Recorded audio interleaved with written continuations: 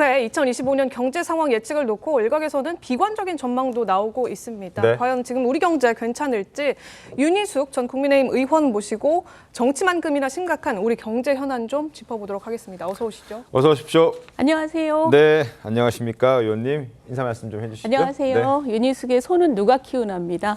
이 제목이 좀 이상하시죠? 제가 오늘 오면서도 여러분들이 저한테 그런 말씀을 하세요. 이러다 우리나라 망하는 거 아닌가?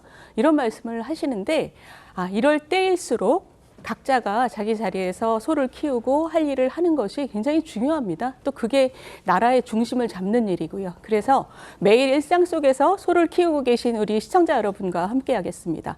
일단 오늘은 첫 시간이니까 우리 경제 개략적인 상황을 살펴볼 텐데 우선 경방부터 시작하겠습니다. 경방이란 뭐냐? 매년 신년 초에 우리 정부가 올해 경제정책 방향을 발표하는 것입니다. 그거 잠깐 보고 오시죠. 성장률이 1.8% 수준으로 낮아지며 민생 어려움이 가중되고 대외 신인도 영향도 우려됩니다. 18조 원 경기 보강 패키지를 시행하고 전례 없는 규모와 속도의 민생 신속 지원 프로젝트를 추진합니다. 필요시 추가 경기 보강 방안을 강구하겠습니다. 물가 안정에서 내수 진작으로 정책의 전환이 곧 있을 것을 시사하고 있다, 이렇게 볼 수 있습니다. 예, 정신 바짝 차려야겠다 이런 느낌이 드시죠? 네. 맞습니다. 지금 트럼프 행정부가 어떤 정책을 필지, 또 우리 통상 환경이 어떻게 변할지, 우리 산업들은 어떻게 될지, 게다가 증권시장, 환율시장 이것도 뭐 어마어마한 변화가 있을지 굉장한 불확실성이 있는 데다가 지금 정치 불확실성까지, 정치 리더십이 공백이 된 상황까지 겹쳐서 지난 한 20년 동안 이렇게 불확실성이 컸던 때가 있나 그런 생각이 듭니다. 그런데 정신을 바짝 차려야 되는 것은 우리 시청자 여러분은 아니고요. 이런 상황을 주시하고 대책을 마련해야 될 정치인 또 공무원 이런 분들입니다. 지금 부총리 말씀 들으셨죠? 네. 지금 정부가 가장 중점을 두는 게 뭐냐면 소비 심리 안정을 통한 내수 진작입니다.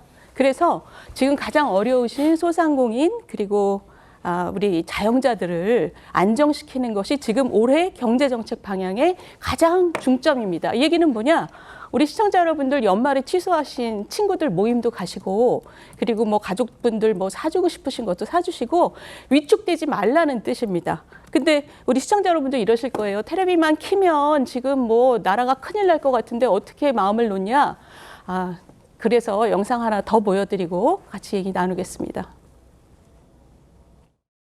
한국은행은 지난 11월 올해 성장률을 1.9%로 전망하였지만 현실을 볼 때 하방 위험이 커진 것이 사실입니다.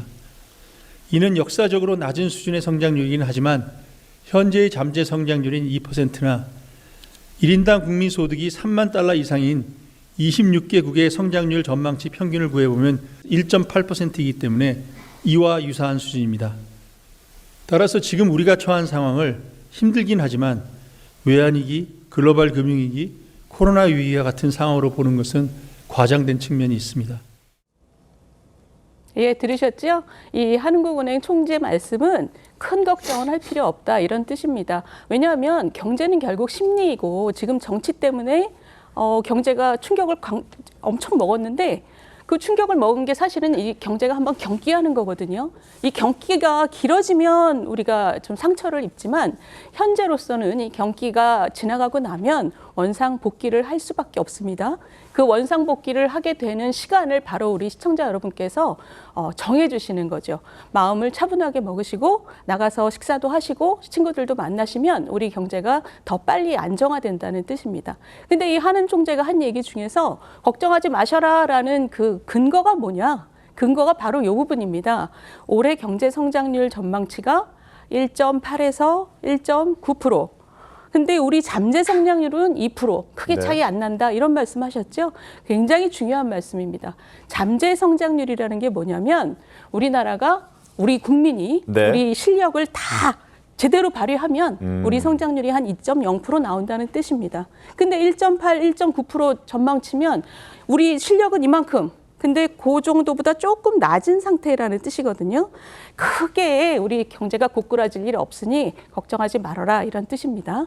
그런데 제가 오늘 시청자 여러분들께 말씀드리고 싶은 것은 이러면 그럼 걱정이 없느냐? 그렇지는 않습니다. 이 혼란이 마무리가 된 다음에 우리가 해야 될 일은 훨씬 더 중요한 일입니다. 그것은 무엇이냐면 우리 실력이 왜 2%밖에 안 되느냐. 이것은 매우 중요하고 근본적이고 뿌리 깊은 구조적인 문제입니다.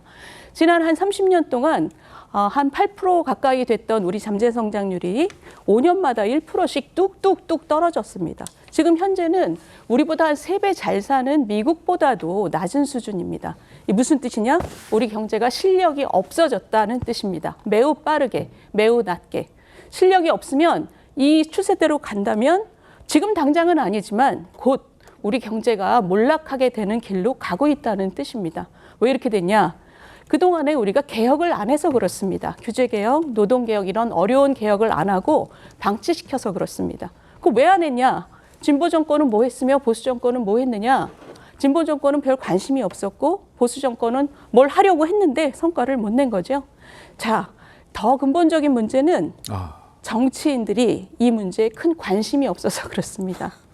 이렇게 정말 나라가 무너지고 있다는, 천천히 무너지고 있는 것이 다 보이는데도 이걸 위해서 난 정치하겠다 이런 정치인들을 주변에 별로 못 보셨을 거예요. 지난 한 3년 정치를 돌아보시면 탄핵, 방탄, 줄서기, 공천 이런 단어만 들리시죠? 그래서 이런 것 때문에 우리나라는 정치가 망가진 게 당장 우리 경제를 어떻게 하지는 않지만 천천히 경제가 지금 붕괴하고 있다 이렇게 보시면 됩니다. 그래서 정치와 경제가 아주 근본적인 한계에 부딪혔다. 네. 그게 오늘의 진단입니다. 지금 한국 경제에 대해서 이렇게 짚어주셨는데 그렇다면 이제 무엇을 우리가 또 해야 되는 겁니까? 그렇죠. 그게 핵심이죠. 이제 그럼 무엇을 해야 되냐? 2025년 새해에 제가 시청자 여러분께 부탁드릴 말씀은 지금 당장 위축되지 마셔라. 우리 정치가 뭐 그렇게 훌륭했던 적 없다. 정치 때문에 경제가 막 망할 정도 아니다, 우리는. 그런데 지금 위축되지 마시고 나가서 식사도 하시고 친구도 만나시는 것이 경제를 안정화시키는 것이고 우리 자영자 소상공인들을 구해주시는 것입니다. 그렇게 노력을 한번 해보시면 좋을 것 같고, 그리고 더 중요한 것은 요것이 딱 끝났을 때, 이 혼란이 마무리됐을 때는 우리 국민들이 마음을 벼르고 별러서 정치와 경제 모두를 새 판을 짜야 되는 해가 돼야 된다고 생각을 합니다. 올해는 정치, 경제 모두 새 판 짜기의 첫 해로 만들어야 된다고 생각을 합니다. 그래서 이 혼란을 전화위복의 계기로 삼는 것, 그게 지금 우리가 해야 할 일입니다. 네, 경제에 대한 전화위복의 계기를 만들자 이런 말씀 주셨는데 그렇다면 오늘 이 윤희숙의 한마디 좀 잡아보려고 하는데요. 2025년도 한국 경제 키워드를 윤 전 의원님 좀 제시해 주신다면 어떤 게 있을까요? 예, 지난 우리 한국 경제에 계속 이렇게 떨어지고 있었습니다. 근데 이거를 다시 한번 쳐올려서 우리 대한민국이 다시 한번 뛸 수 있게 하는 그런 해를 만들자는 의미에서 이 혼란을 얼른 마무리하고 2025년 손은 누가 키우나 새해 키워드는 변곡점의 해입니다. 새 판짜기 변곡점의 해. 시청자 여러분, 우리 모두 화이팅입니다. 감사합니다. 알겠습니다. 저희 지금 경제 이야기를 하는 와중에 여의도 연구원장에 임명됐다는 속보가 전해졌던데요. 어떤 각오로 또 임해 주실 건가요? 예, 열심히 하겠습니다. 굉장히 어려운 시기인데 네. 이제 있는 능력, 없는 능력 모두 발휘해서 우리 시청자 여러분께 힘을 드리도록 하겠습니다. 알겠습니다.